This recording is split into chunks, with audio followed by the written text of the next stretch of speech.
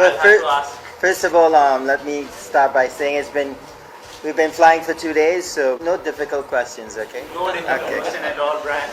I've got a few questions from the press which I'll be asking you, and you can answer them on behalf of them. So, first of all, thank you for. Well, it's been a sort of a dream of mine. Obviously, I started playing cricket from a very young age. My first trip to India, I was only just 14 years old, and I've been hearing about Nepal and, of course, Kathmandu for many, many years. Obviously, during my playing days, Nepal was not around to be one of the competitors against myself, so it had to be a trip such as this. When the opportunity did arrive, I felt that why not? I could come out to this part of the world, see it for the first time. Of course, you're associate of the ICC and budding young cricketers here that I would love to meet at some point in time. So for me, it's a great trip because I can tick the box in terms of being able to come to Nepal and see the place, see the people, the hospitality, and to bring along my daughter Tyler as well to have the experience is something special. Tyler, welcome to Nepal. How you look at it, I think you got to look at it in terms of the size of the country, the ability of the players, and exactly where you are as a cricket playing nation. You're still very young as a cricket playing nation, so to have international superstars come to your country to play in your NPL is something very special, and I suppose it's the start of something that's going to grow. Of course, T20 is a wonderful version of the game. You're getting a lot of new sponsors and a lot of new spectators. It's a very exciting version of the game. So for me, it's growing the sport in Nepal, growing the league, and seeing more recognized cricketers coming to your shows and making sure and participate. Hopefully, during my lifetime, I want to see it broken. And I believe with the advent of T20 cricket and how aggressive and attacking young players are, I think that you're going to see someone passing that score at some point in time. That was a very special moment in my life, regaining the world record after losing it some 6 months before that. So, but records are made to be broken, and I've said it in the past. I would have loved to play with a more successful West Indies team. I would give my records just to have played on a team that was, winning a lot more when I played. You know what? As a little kid, I grew up in a family of 11. I had 10 siblings, a very big family, and 6 bigger brothers. And it was always a dream of the family to have someone go on to play international cricket.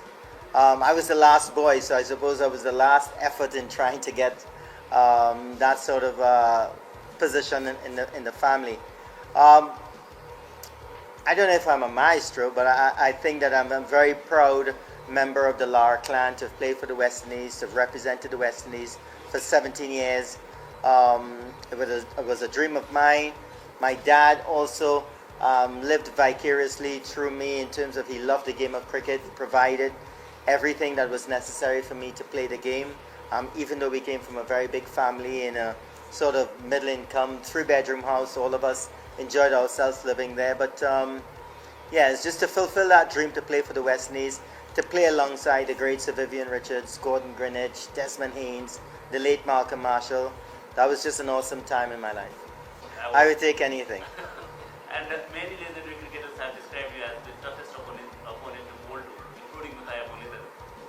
Who do you think the most difficult bowler of your time? Well, my nemesis, the person that got me out the most was definitely Glenn McGrath, an awesome bowler, Australian, and of course Australia toppled the West Indies in the mid-90s as the number 1 team in the world. But for me, the greatest fast bowler that I've seen, played against, was Wasim Akram from Pakistan. He was definitely a bowler that can make you look pretty ordinary when he's at his best. In today's cricket, who are your best batter and a bowler? Your pick.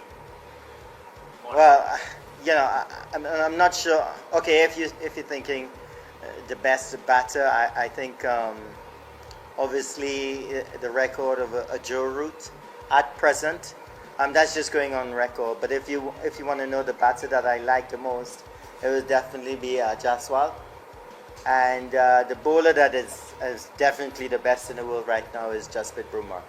I think he's awesome, and the way he operates in all versions of the game, T20, the limited overs, Test cricket, is just tremendous to see the ability of such a bowler. Now, before I ask for the final question of your advice for the aspiring cricketers, let me take this moment of honor as the only living Nepalese maybe who has got the privilege and honor to and yourself. Thank you Yes, for coming pleasure. down, and it's a great honor to have you, sir, on behalf of Cricket Association of Nepal.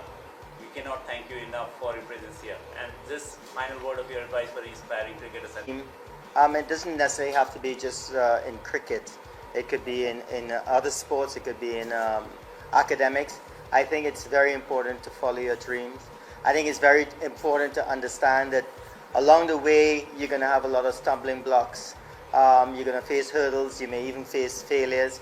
But that's what brings out the best in you. And any young cricketer want to make it, you would have to understand that how to deal with failures. I think for me, that sort of made me a lot stronger.